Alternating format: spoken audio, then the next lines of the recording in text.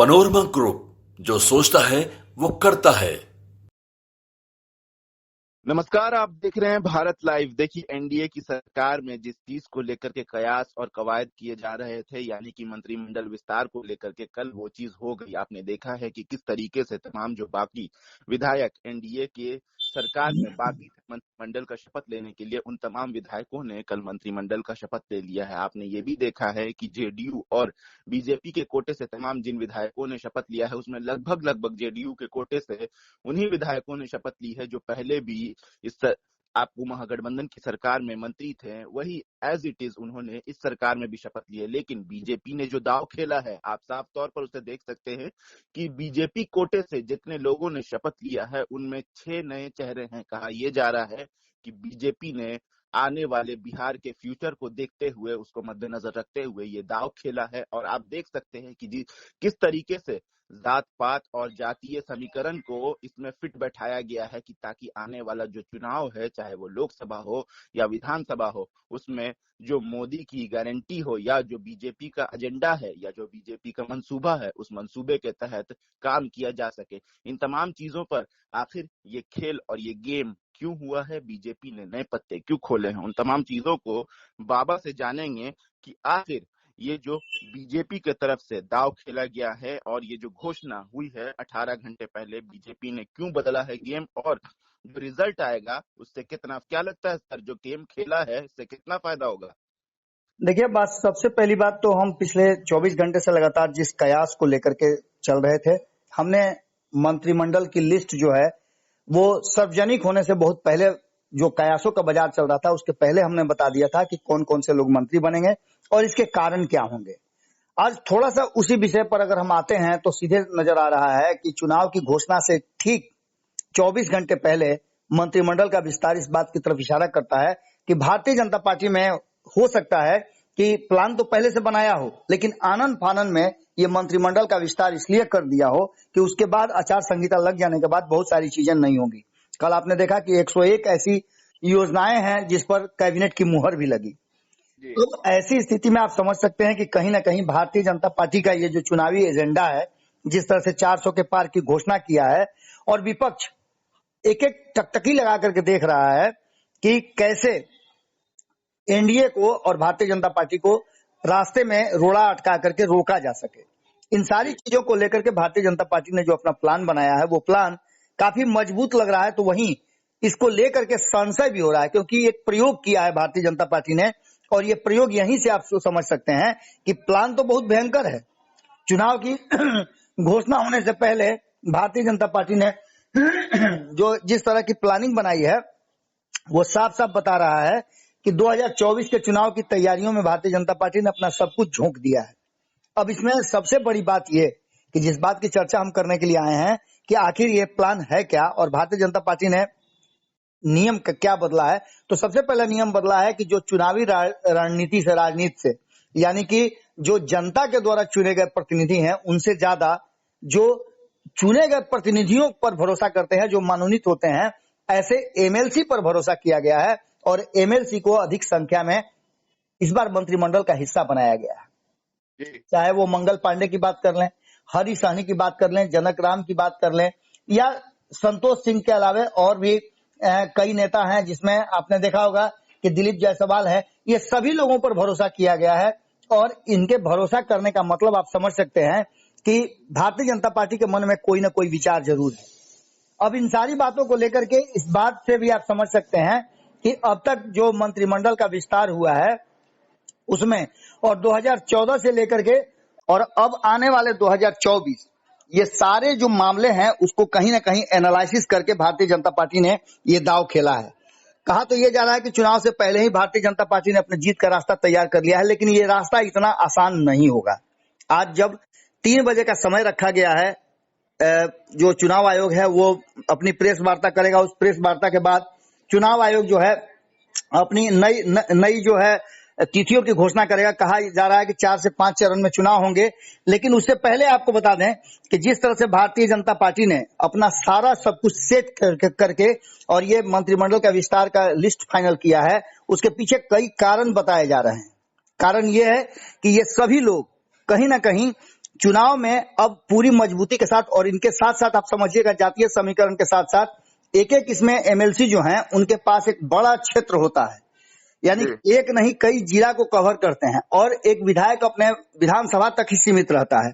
तो एक तो ये है। दूसरा, जातीय समीकरण साधने के लिए आप देख लीजिए भारतीय जनता पार्टी ने जो अति पिछड़ा समाज है उसमें नोनिया समाज की बात कर लें, सवर्णों की बात कर लें, तो ये सारे जातीय समीकरण को बैठाया है।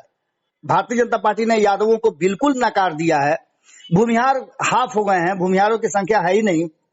तो ऐसी स्थिति में आप समझ सकते हैं कि कहीं ना कहीं जिस तरह से भारतीय जनता पार्टी ने ये पूरा का पूरा स्ट्रक्चर बनाया है, उसमें जातीय गणना की बात करें, जातीय आंकड़ों की बात करें, तो अब तक 9 सवर्ण जो है इस मंत्रिमंडल में शामिल किए गए हैं।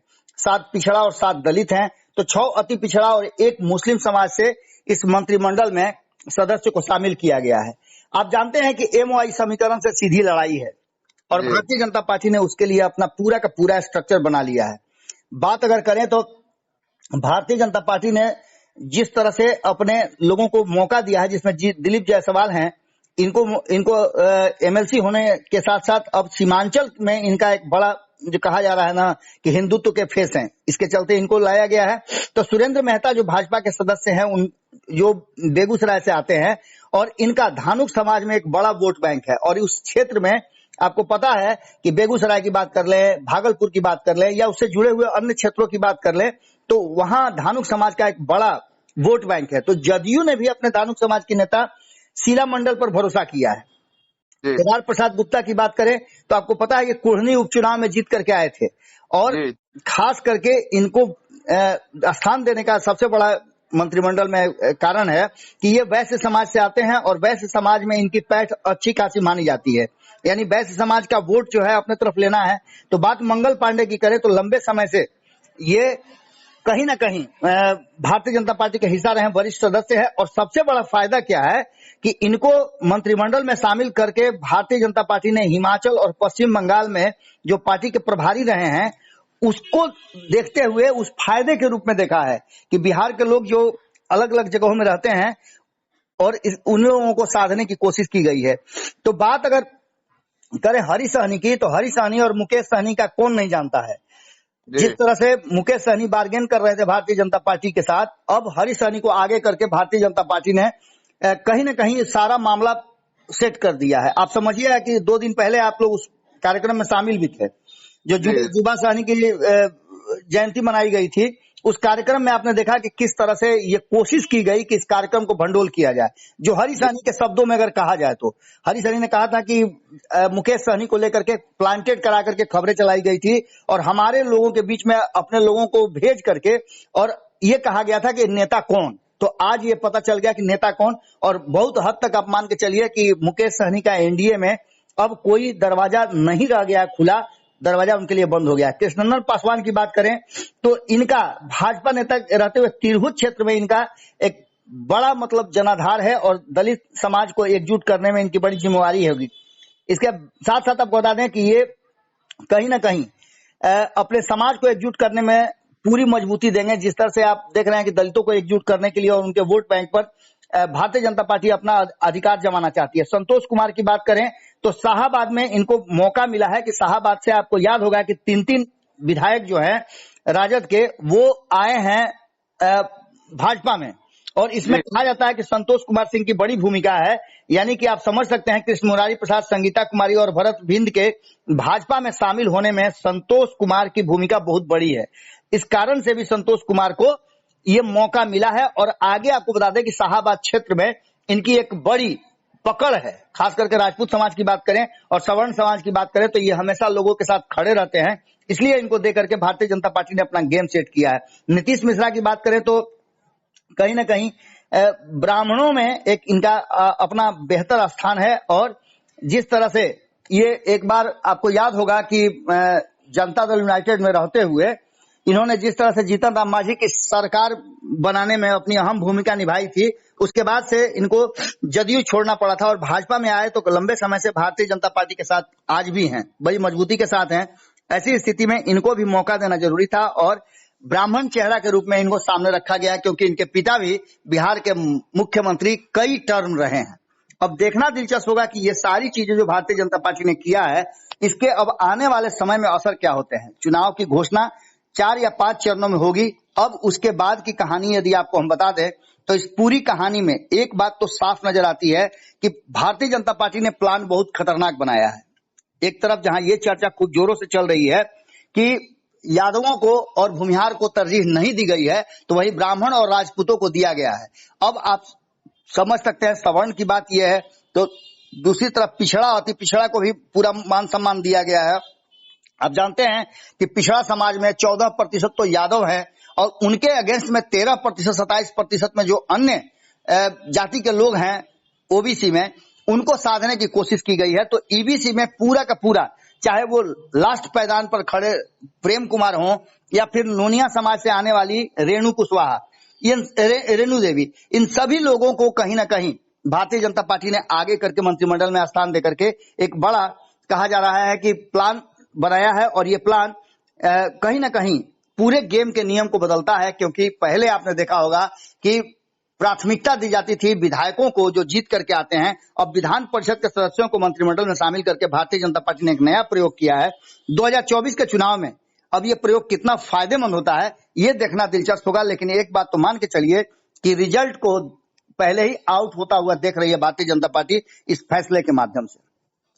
जी बिल्कुल सर, जैसा कि आपने कहा कि बीजेपी ने जो पत्ते खेले हैं, जो दाव खेला है, वो कहीं ना कहीं काफी लॉन्ग टर्म को मद्देनजर रखते हुए खेला है। क्योंकि जैसे जैसे लोकसभा से हम लोग लोकसभा में एंटर कर चुके हैं, आज ऐलान भी हो जाएगा, क्योंकि इलेक्शन कमीशन का आज प्रेस कॉन्फ्रेंस है और वो तारीखों का इतना तय है कि आज इलेक्शन कमीशन लोकसभा के चुनावों के तारीखों का भी ऐलान कर देगा। और साथ ही साथ विधानसभा के जो चुनाव 2025 में होने वाले हैं, कहीं ना कहीं ये जो मंत्रिमंडल का विस्तार और खासकर बीजेपी के तरफ से तमाम जो नए चेहरे लाए गए हैं, और खास करके वो भी विधान परिषद के कोटे से, ये साफ जाहिर करता है कि बीजेपी जो है वो आगे का सोच रही है और लंबा सोच रही है। क्योंकि वो देख रही है कि बिहार में अपना वजूद बाकी रखने के लिए और आगे चल करके साफ तौर पर पूरे मेजोरिटी के साथ सरकार बनाने के लिए जो दाव खेला है बीजेपी ने, कहीं ना कहीं विधानसभा लोकसभा में तो हम लोग आ ही गए हैं और विधानसभा को भी मद्देनजर रखते हुए उसने ये पत्ते खोले हैं। अब देखना यह है कि बीजेपी को आने वाले वक्त में इससे कितना फायदा होता है या कितना नुकसान होता है। क्योंकि जो विधायक मंत्री नहीं बने हैं, कहा यह भी जा रहा है कि कहीं ना कहीं उनमें भी नाराजगी है बीजेपी को लेकर के, कि बीजेपी जो अपने विधायकों को तरजीह नहीं दे रही है विधान परिषदों के ऊपर, वो कहीं ना कहीं बीजेपी से खफा चल रहे हैं। और अब देखना है कि यह तो पत्ता बीजेपी ने खोला है वो उसके लिए कितना असरदार रहेगा। बहरहाल ऐसी तमाम अपडेट्स के लिए देखते रहे भारत लाइव। शुक्रिया।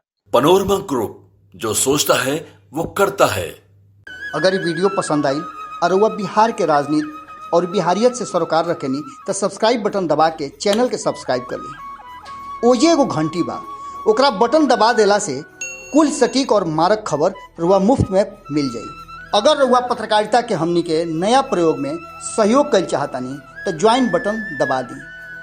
पेटीएम नंबर नोट कर ली 9386816700। धन्यवाद।